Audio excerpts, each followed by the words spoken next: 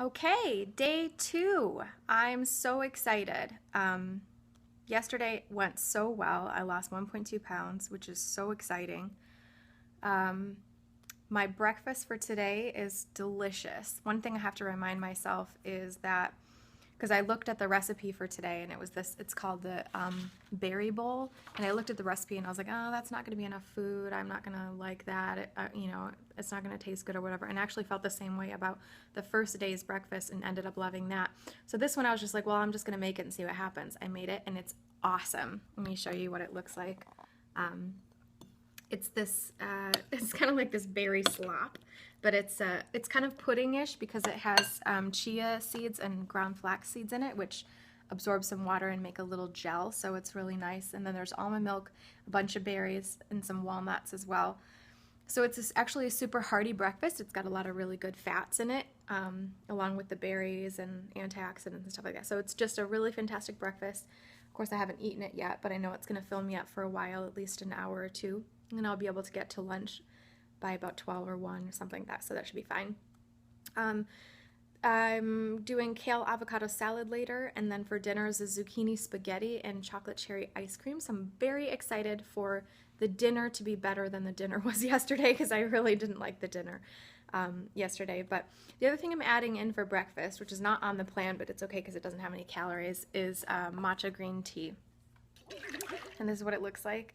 So I love matcha green tea, and I got a renewed interest in having it by itself because I used to always put it in my smoothies in the mornings, but since I'm not having smoothies now, I'm going to have it just as a liquid tea here. And what's great about matcha green tea is that it's tons and tons of antioxidants. It's like way more antioxidants than regular green tea, which is saying something because it's actually not, you don't steep the tea into liquid and then drink the liquid and throw out the tea. You actually, matcha green tea is powdered green tea leaves, and you just put that in water and drink that. So I'm going to be having this as well as an antioxidant boost. It'll also give me a little caffeine. I usually don't do caffeine because I don't need it. I get a bunch of energy from the way I eat anyhow, but I'm just going to have this in the mornings, 1 cup a day in the morning. So you can see I made a big 32-ounce glass here, and I've had 1 cup from this morning. I'm just going to have this for the next 3 days. So I added that in. This particular matcha green tea happens to be it comes from my friend's family's farm in Japan. She lives in Florida, but and I sell it on my website very conveniently. So if you are interested, you can get this as well. But this is something I'm going to be doing every day in the morning as well with the rest of my food, just to get another antioxidant boost. And yeah, so I'm going to have this now. I had a walk this morning. I did another 4.5 miles, which was good. That's about 300 calories burned, so this will help me lose weight quicker. Hopefully I'll actually do the 10 pounds over the 20 days. We'll see how it goes. And yeah, I'm excited for the food today. I'm feeling really, really good. I didn't feel deprived at all yesterday. I just didn't like the dinner much, but I didn't feel deprived. I would imagine that if you're just starting out for the first time on your healthy journey, this 20-day challenge would be a bitch. Like, it would not be fun. You'd have headaches. You'd have a bunch of detox stuff in the beginning, but luckily I'm kind of already through all that stuff because I eat this way most of the time anyhow. What I really like about it is it's showing me portions that are a typical portion to eat, and it's helping me to be hungry in between meals, which is really important for our body to get hungry again, so that we can, which means you need to eat every 4 or 5 hours. You shouldn't eat every hour or two. No snacking, stuff like that. It's good for our bodies to get back into that, what do they call it, catabolic state, where you're actually starting to burn your own muscle and fat stores instead of burning what you ate, because then that signals that it's time to eat again. But if you never get those signals, then you're just adding fat to the fire, so to speak. So so this is really good. It's teaching me some things and is resetting me on some stuff, which is good too, and I'm learning all these great recipes. So that's it for now. Talk to you soon. You want to know what I'm doing?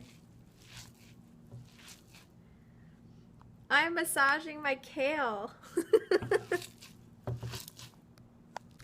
I know this seems really gross, but this is something that you do standard to kale. Whenever you have raw kale, it's really good to massage it so that you can break up some of those cell walls and make it so it's more pleasant to eat. This is basically the recipe and the salad that I'm having for lunch today on day 2. This is very similar to Kimberly Snyder's Dharma's Kale Salad, actually. So I ended up adding a little nutritional yeast to this particular recipe from Fuhrman because I like that from Kim's recipe. And it's just a really good hearty salad. There's about 5 cups of kale and then tomatoes, avocado, and various other things. So lunch is served. Okay, just finished lunch, that kale salad. It was okay. I think the problem was I shouldn't have gotten the curly kale. I should have gotten the lacinato kale. That stuff tends to be a little bit softer. The curly kale I just didn't like that raw very much. I usually put the curly kale into soups or stews or something like that. So next time I know not to get that one for raw salads. Now I'm having as a treat my grapes, which is totally allowed, but it says small bunch, but I'm having quite a large bunch, so I deserve it. That's it. I forgot one thing I wanted to say about grapes really quick. I actually eat grapes a lot after meals. I think that they're the perfect little snack because they're super sweet and they have a lot of water, so they're very hydrating, but also they make me feel really full if you eat a bunch of them. And I think it's actually frowned upon in the food combining community, but I don't follow those rules to have fruit after your meal, but I think they're awesome and they give me that really good feeling, the full feeling. So okay, we have some nice mood lighting here, clearly. So I finished dinner. I made dinner, finished making dinner. It's a zucchini pasta with a tomato and garlic and onion mushroom sauce. It's actually really good. I would think most people would probably want more salt in it, but it's good for you to clearly not have the salt. So, but it's really good, and it is clearly a ton of food. Like, this is my big, huge salad bowl, so this is lots and lots of food. And I still have chocolate cherry ice cream coming up tonight. Okay, so just a little note, I ended up adding some onion powder and some cayenne pepper to this, and I think it greatly improved the dish. Hubby likes it just the way it is, so this was a success. I like it a lot. Bye. About 30 bites ago, I thought I was almost done, but I still have like 60 bites to go. This is so much food. I could not finish all that. It was way too much food, but I did save a little tiny bit of room for some cherry ice cream. There's dates and cherries and almond milk. Yay! Finally, a dessert. Okay, that ice cream, whoa, awesome. Super perfect dessert. Had like little chunks of dates in it, really sweet awesomeness. That's a keeper.